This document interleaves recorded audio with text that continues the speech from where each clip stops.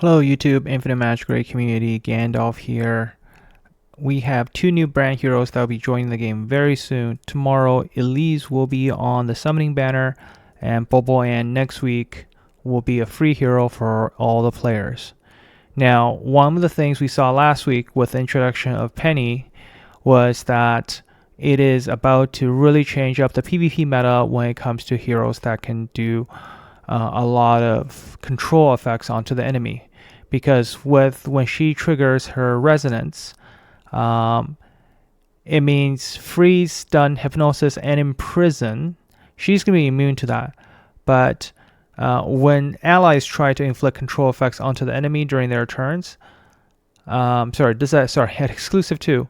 All right, stun, hypnosis, or freeze. These three type of CC effects cannot be cleansed, and this can happen every 4 of her turns. So the best way to build Penny is to just simply build her fast and give her, and that's essentially what you want to use her for, her passive.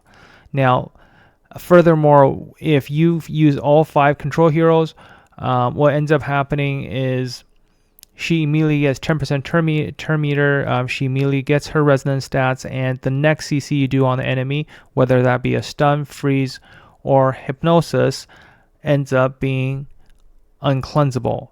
And that is a huge game changer from a PvP perspective, because there's so many enemies in the game that has some sort of cleanse ability. For example, Ninoa will be a cleanse. Ben Austin can pseudo cleanse, like Wukong, Murong, all of those heroes cleanse. But what you will realize is now only heroes that are immune to CC, like Panda or Murong, can be CC'd. So in this video, we'll focus specifically on, Elise's kit. Bobo and I will do a video separately next week or later this week, and we'll go into her kit.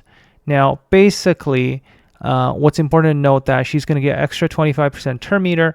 She's going to be able to immediately open up with a very effective hypnosis, and this is 100% hit rate. So, this is going to go through pretty much majority of the defense, and you start with a sleep, and then from there it's all about just turn meter manipulation, and the enemy will never get a single turn. Panda is going to be able to cleanse, but Panda is not going to prevent all the turn meter reduction and everything from happening. So let's just quickly see how that all looks. And even if so, you can see everybody's cleanse down, right? Panda is still going to give everybody turn meter. So Panda all of a sudden becomes pretty much meta, right? You can see Panda's cleanse did not affect the remaining 3 heroes, right? Yes, everybody was getting me turn meter as a result, but CC wise, hypnosis becomes really good too, because you're hypnotizing the enemy. However, you are still able to simply just completely ignore all of that, right? Like they won't be woken up after sleep, which is a huge difference in terms of how that plays out. Now, Elise will be able to do some bleed damage. It's not a whole bunch. She's not a solid damage dealer, but what you can see is, in terms of how this plays out, it becomes, very powerful control team against the enemy. Now, we'll just quickly reset that again. What we noticed in the past is, when you're running these teams, one of the biggest problem with a control team is that other than Giselle, there isn't really a good survivability option. But with Elise, all of that changes, because part of Elise's kit allows you to gain shields. And she will get 18% of her shield. You can get up to 4 layers of this every time when ally grants a resonance. Well, you saw here with 5 control heroes, or even just 4, you're going to get those 4 layers immediately at the beginning of the battle, right? And for any hero that is of the control tag, you get the better version, the version that cannot be stripped, a unique buff. It gets upgraded. It gets upgraded to Resilient Spirit, and these are unique buffs. and usually unique buffs, you can't strip them for the 2 duration that they have it on, right? Indomitable, if it doesn't have control, you get dot damage reduction by 40%. So this helps tremendously with dealing with Giselle. You have additional shield. This really changes up the game quite a bit, especially if you're running with Giselle. You're also going to have attack down. That further synergizes well with the enemy. All right, so that's that piece. And I see they have changed Giselle's poison icon. So now it looks like this. It doesn't look identical to poison. So we kind of know and separate the 2 apart a little bit. All right. That is basically, I think, the key things to mention about Giselle's kit. The first one is basic bleed.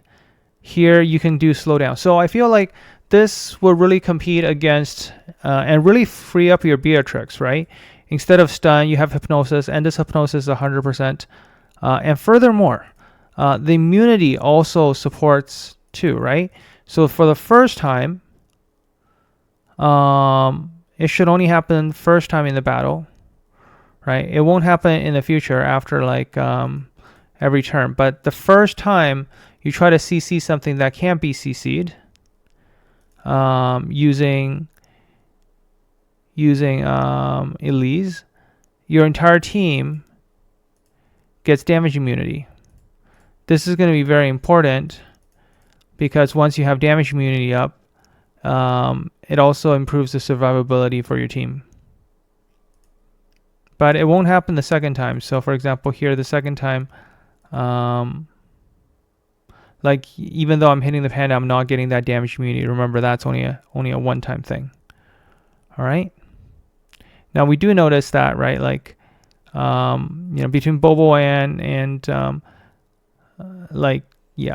damage. I mean, let's not look at the damage for now. They're not properly scaled by any sense. But we do know that Giselle will be the highest damage dealer probably out of the group, compared to Elise versus Penny. Penny's constantly be able to cast her choice of resonance. That actually hits pretty decent compared to what Elise can bring to the table. But Elise again brings in a very big shield in terms of her kit. So we talked about the hypnosis. We talked about survivability from damage immunity as well as the shields. We talked about resilient shields. Sorry, resilient spirit.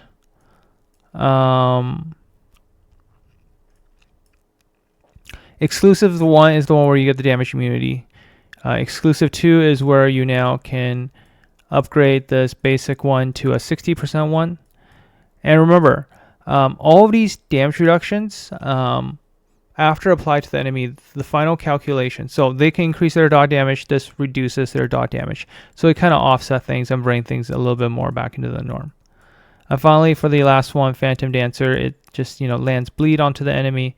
But every time when it's casted, now exclusive to, this gives so basically the third skill on a 3-turn cooldown, you're getting the resilient spirit.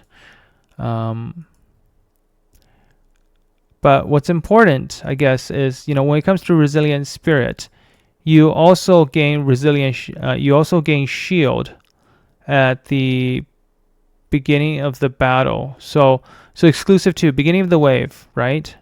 And then after casting, so you're pretty much safe from a big nuke at the beginning when you're using Elise. And this really allow us to start building out like a very solid second team that could be very tanky, right? Like imagine, I think for the most part, like if we look at the tankiest team, right? Like now you can throw this all into the mix, I guess, right? We got Muron, Wukong, Erito. Perhaps, with Elise might take the last spot. I don't know. Like I feel like you cannot not run without Panda nowadays. I remember putting Panda at the bottom of my tier list. Well, with the control meta coming back, Panda really is going to move much higher on the PvP tier list. So hopefully, you find this video helpful as a quick overview to Elise skill set. And I wish you best of your luck on summonings tomorrow. I'll catch you in the next one. Gandalf out.